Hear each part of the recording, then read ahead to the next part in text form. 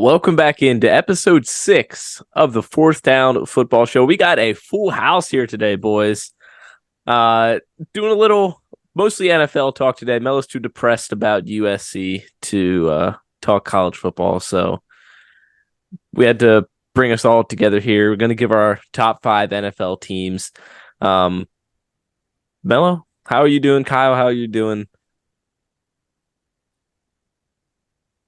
I mean, USC doesn't have a defense. How do you think I'm doing? I'm doing fantastic. You would think being up 41-14 halfway through the third quarter, you think that would be enough, but apparently not. Stuff, Kyle?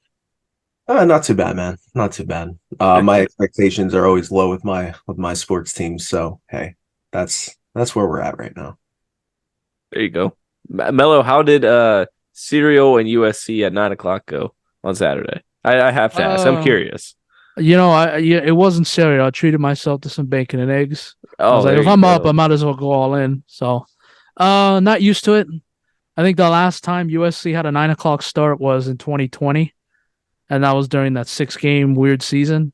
So definitely not used to 9 a.m. kickoffs. Let's not do that again, please. So you don't want any more big noon kickoffs? Yeah, noon our time. So that means 3 o'clock for everybody else. That's not how big noon kickoff works. Come on now. You better get used to that if you move to the Big Ten. When you move to the Big Ten next year. That's true. I know. Playing some of these games when you're playing Ohio State, Penn State, Michigan. No, I like the 4:30, 7:30 NBC time slot. I like that. We should do that. Yeah. Put UCLA at 9:00 in the morning. Don't put us. We're the University of Southern Cal. We're not UCLA. Crap school of a football program. Kyle, got to do a fantasy football check-in before we dive into our top 5 teams here. Yeah, no, I took my first loss this week. Oh no, not great. But hey, I only lost by 20 points. Yeah, Jalen Hurts, man, got to do better. I expect more out of you. Oh, we'll get to that right now in a second. Well, we might. Tush Push is still undefeated. Oh boy. Riverboat Ron, why did you not go for 2 would be my question. And I'm an Eagles fan. But I was saying the same thing. Yeah. Okay. We're going to dive into our top 5 NFL teams right now. I'm hoping we'll have a little bit of parity once we get into the top 5, 3, 4, 5 area. I'm guessing probably our 1 and 2 will likely be the same, depending on the order. I don't know for sure. Let's build a little suspension, though. We'll start at 5. I'll lead it off. I don't like to do this, but I have to respect a good team, and I think the Dallas Cowboys defense is enough for them to be a pretty good team, and enough for me to put them at 5th. Take out the loss to Arizona. Take that out. They have like an plus 81 point differential in the season. I don't love Dak and the offense necessarily, but let me tell you, Micah Parsons and that defense is electric. I got them at 5. Let's just keep going around here, Melo. Your 5 team? We just saw them last night. I'm going to go Chiefs at 5. Okay. I'm going to go Chiefs at 5, and I'll explain to you why. Didn't look good in week 1 against Detroit. Now, it's week 1. You can toss that out. It's opening night. Lions needed to have the game. Okay, fine. Didn't look great against Jacksonville. Squeaked out a win. They did what they were supposed to do and destroyed Chicago last week. and then yesterday, you had a 17-0 lead. Mahomes looks unstoppable, and it looks like it's going to be another massacre in the Meadowlands. And then Mahomes just plays a bad quarter and a half. Now, listen, if there's one guy in the league that you want to have in a tight situation like that, is Mahomes. But I haven't heard many people say this, but dare I say, he's a little human. He's a little bit human to start off this season, to me. Definitely. To me. Now, they were able to pull it out, and Mahomes did some Mahomes things again. He had like a got the first down on a 3rd and 23. But to me, I'm not. Chiefs are a 5 for me. Okay, Kyle. Okay, so Matt, I went your route here. I too have the Dallas Cowboys at number 5. Okay. I'm not completely sold on this offense yet. I've explained to both of you guys that before. Defense looks amazing. I mean, every single week they go out there, they do their thing. Secondary looks good. Yeah, I mean, I hate to do it, because I hate Dallas, of course, but I gotta give props. Exactly what you said, Matt. This is where I have to take my fandom out of the way and just kind of be logical here. So for that reason, I'm going with Dallas at number 5. All right. We them boys. No. No. Come No. on. My number 4 team, that is where I got the Kansas City Chiefs. And just to piggyback off of what Melo said, they have looked vulnerable. Mahomes, just the 2 interceptions last night. That one where he was targeting Kelsey, he kind of just lofted that up. And that was an easy 3. pick. He should have had 3. No, I do got to ask, do you guys think that was a holding? That was a legit hold last night? Melo, by your take, I'm guessing no. I was okay with it. I would have been fine if they would have kept their whistle, though, too. Okay. Either way, Kyle? I would have been fine with it. I can't comment. I didn't watch the game. Okay.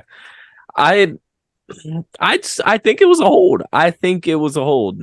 And I know they said they were playing a little bit more handsy all night, so maybe that's the one that you let go because that's how they've been playing all night. But taken out of context, it sure looked like a hold to me. But anyway, yeah. Mahomes probably should have had 3 interceptions last night. Their offense is just, it's not this Chiefs that was putting up 50 points a game. Granted, they did almost against the Bears, like Melo said. I'm just repeating everything Melo said, basically. Mahomes has looked vulnerable. Now, they're still in my top 5. They're the reigning Super Bowl champions. Mahomes and Kelsey is an electric duo. And Mahomes last night, even when they were struggling and down, when the game was borderline on the line, it was like 3rd and 24 late in the 4th quarter. And he scrambles and picks it up. I was like, all right, that's Mahomes for you right there. So they need to figure out that right tackle, I think it is, who's gotten so many holding calls so far this season. It's been a disaster for them. They need to figure that out. But other than that, they've looked solid so far. So I got them at 4. All right. My number 4, I have the Buffalo Bills. This team is solid. Very, very good team. I just need to see more out of them. That's just what it comes down to. I mean, they were worrying me for a little bit there to start the season. Josh Allen, there was question marks all around him. I think he settled down. Him and Diggs is electric, dude. I love that duo. Yeah, they could very easily go higher on my list as soon as next week. I think I just need to see more out of them. Fair enough. So this is where I have the Cowboys. I have them at 4. I'm going to be honest with you guys. They would have been higher if they didn't have that hiccup against Arizona. But that's fair. Arizona, just a quick thought on them. Are we sure they're tanking for the number 1 pick? Because they've played. I know it didn't look Ask good Kyle yesterday. about that. I forgot about that. But they played, Washington well. They played these other teams well. But for Dallas, it's, to me, that one hiccup. It's not the end all be all your season. You're still going to be really good. You're still going to get in the playoffs. But listen, I think there's better teams, obviously, than Dallas, and that's why I have them at 4. But defense is going to have to really, ball out. Because like you guys have said, this offense is very questionable. I'm not big on Dak. I think a lot of people can agree with that. But they're doing what they're supposed to do. And we're going to still learn a lot about them as some more divisional opponents come into play in a couple weeks. Yeah, I think that's a fair assessment of the Cowboys. Uh, I got number 3, the Buffalo Bills. I think they're better, obviously better than they played against the Jets, and they showed that in their other 2 games so far, or 3 games so far. They took care of business against the Dolphins team. We all picked the Dolphins. I was pretty confident they were going to go up and beat them. Now, this Dolphins defense is the reason that I didn't put them at 5. It was close between the Dolphins and Cowboys for me at 5. So I think that this Bills offense is looking scary. And when Josh Allen is not playing loose with the football, which he's prone to do sometimes. Yes. He's a gunslinger. So when he's not playing loose with the football and he's protecting it, he's an elite quarterback. That's for sure. Now, he showed that against Miami just yesterday. He dominated them. The Bills handled the Dolphins yesterday. So I think they're playing a lot better than they did in that week 1. The Jets, I mean, it's hard to excuse 3 interceptions or Josh Allen 3 or 4 or whatever it was. But Jets had a lot of momentum. They were, even with the Aaron Rodgers injury, so much energy for them that night, opening night. I think we can sort of throw that one out, and they're still the Bills that they were before that loss. So, yeah, Bills at 3. For me, number 3 is the Kansas City Chiefs. You guys made some great points, and I'm going to piggyback off of them. Mahomes looked human for once. This isn't the most dominating Chiefs team that we've seen in recent memory. However, it's still the Kansas City Chiefs. I mean, I think when it comes down to it, this team's going to be there at the end. They're just that team, man. I mean, you can never count them out. Mahomes is still going to find a way each and every single week to get everybody involved, to get things going. Kelsey, fully healthy, ready to go. And hey, he's got Taylor Swift up there, man. I mean, anything can happen, So besides Taylor Swift, Swifties. Pause real quick here. We got to go around and give our thoughts on this. Kyle, lead it off. You were talking. Your thoughts on Taylor Swift, the influence on the NFL, everything around it. I didn't mind it at first. It's whatever, but I think it's kind of gotten a little out of hand. It's like, all right, we can calm down about this now a little bit. Yeah. So for me, I think it's just gotten a little out of hand. Okay. Melo? For all you people that don't like this, and for the record, I don't have a problem with it. I can enjoy watching football and still enjoy seeing Taylor Swift all over my damn feed. For me, it's like, if you have such a problem with it, and this is not for any of you two, I'm just saying for people in general who I continue to see commenting, why are you still posting this? Who cares? Clearly you do. If you're taking out the time of your day to comment, why are you posting this? Why are we doing this? You obviously give a shit for some reason, whether you want to believe it or not.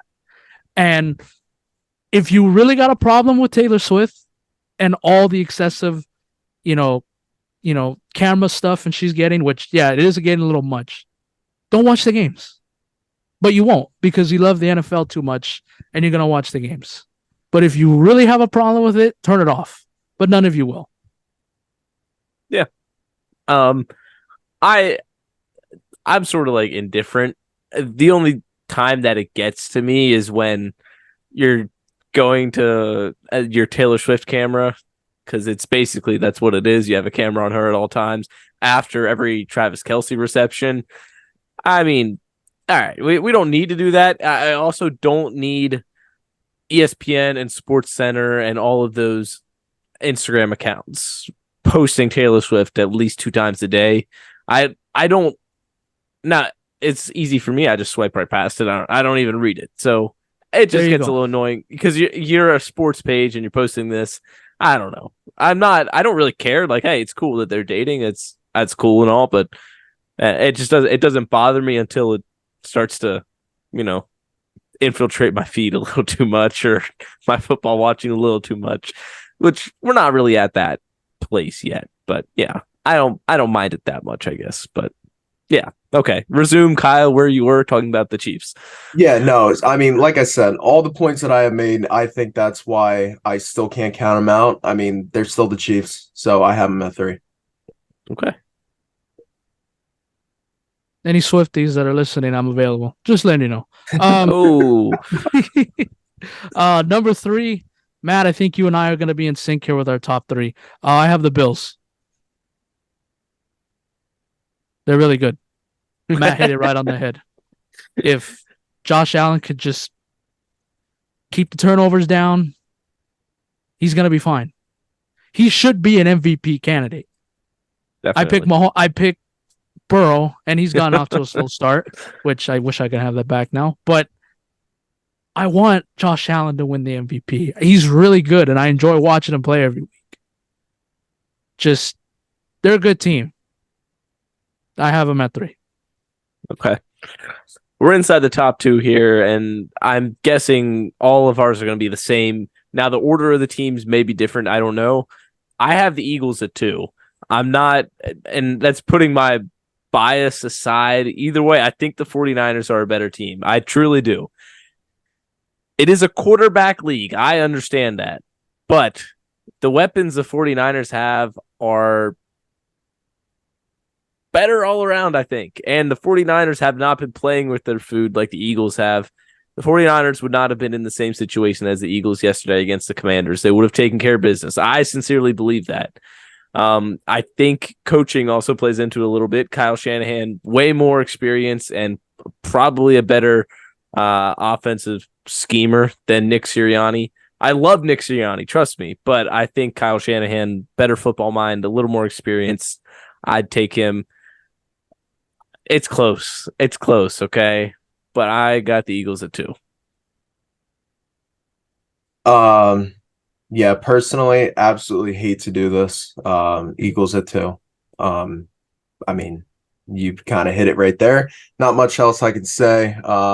Eagles look good. I mean, there's a reason why they were in the Super Bowl last year. Yeah, I mean, they're just that good. I mean, but like you said, Matt, these games have gotten a little close, a little too close. Patriots and Commanders stick out in my head a little bit. Yep. They won the game, which is what matters, but there's no reason they were that close. No reason for them to be that close. So for that reason, I have the Eagles at 2. All right, Melo. I thought we were going to be in sync here. We're not. I got the Dolphins at 2. Oh, Wow. I got the Dolphins at 2. Eagles have not impressed me in the first couple of weeks. A lot of close games. You guys just said it. It can easily change in a couple weeks. But for right now, Miami's offense explosive. And to me, they're a top 5 team. Throw out yesterday, Buffalo's going to win their home game. Miami's going to win their home game. I think the Dolphins are really good. I have Love them that. at 2. Oh, I love that. okay.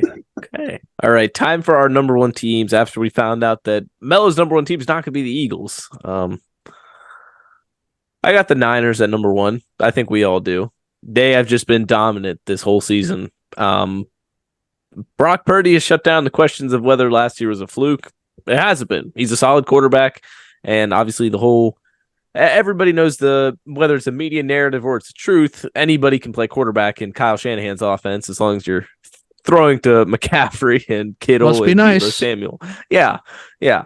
Jordan Love could probably win MVP. Dude, he'd break the all-time throwing record if he did that. If he had that. Yeah.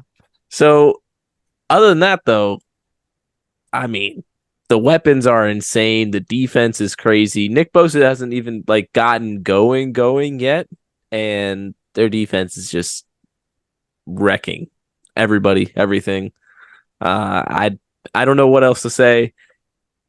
I thought I was on the train that Brock Purdy's not going to be as good as he was last year. I sincerely was. He proved me wrong. Yeah, Niners look great. Yeah, number 1, New York football. No, I'm kidding. It's the 49ers by far. This team is an absolute steamroller. I mean, week in, week out, this team does their business and they do what they have to do. That was the big difference maker for me choosing number one and number two was, we talked about it with the Eagles. It's the fact that these games are too close. I've liked what I've seen from both teams. I think me personally, I think they're the best two teams in football. But the Niners have the edge. Defense is amazing. I mean, this offense has so many weapons. And the only question mark that we had talked about on this team was Brock Purdy. And you just mentioned it. He's shut down all those question marks. So, I mean, this team is good, man. And it's looking very, very good. Yeah. 49ers number one without question. Pains me to say because I know a lot of 49er fans and they're very arrogant and very cocky for not having won a Super Bowl in like 25 years.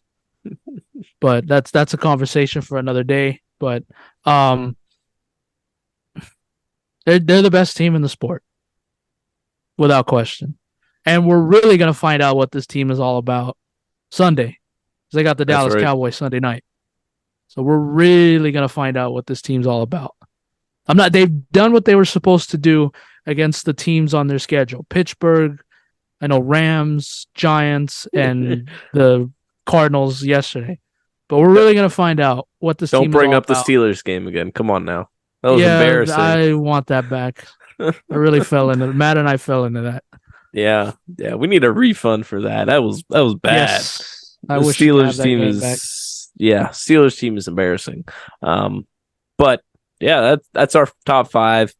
We're definitely going to be waiting all day for Sunday night next week. I don't know if that was the case for this week, Chiefs Jets. I wasn't, but I just saw it was 27 million people watching too. Most watched TV show since Super Bowl. So I think they're doing all right. But yeah, you guys got anything else you want to add? Talk about college football, NFL, Melo, Packers. Lions are here, whether you like it or not. Pains for me to say it, but this Lions team might be pretty good. I think it's pretty good. Okay. Jordan Love, we're going to be all right. We'll be fine. It's okay. He's still the franchise? He's still the franchise. It's okay. Growing pains. Okay. Aaron Rodgers' first season wasn't perfect either. It's okay. We'll figure this out. Okay. I mean, we talked about my Eagles. Move my Penn State Nittany Lions up in the AP poll, please. I mean, what do we got to do? Beat Michigan? Beat Ohio State? We haven't moved all year. We've been at 6 all year long. Ohio State's fell beneath us. They started before us, fell beneath us, and came back above us again. Thanks to Kyle's Notre Dame loss there. But anyway, yeah. Move us up in the poll. That's all I got. Kyle, you got anything? No. Giants just try to win a game. I'd like to see Giants win again. That's about it. Beat Geno Smith tonight, please. I want him to. Eli, he's my man. I have some hard feelings against Geno, no matter if it was his fault or not. Just the fact that Eli Manning is my favorite athlete of all time. I got some hard feelings. So yeah, this game is going to be personal. So you wrote back. You were the one who wrote back. Yeah. Or however that quote. No, you wrote Geno off. That's what it is. You wrote Geno off. He did. Damn right, I did. Damn, yeah, because everybody else was writing Eli off. Come on, man. Of course I'm writing him off. 45-year-old Eli Manning. Shit, I'd take him over Daniel Jones right now. Those are fighting words right there. And that's what we're going to end the podcast with right now. So thank you all for tuning in, watching, listening, all of that. And we'll see you again next week after another weekend of football. See ya. See ya.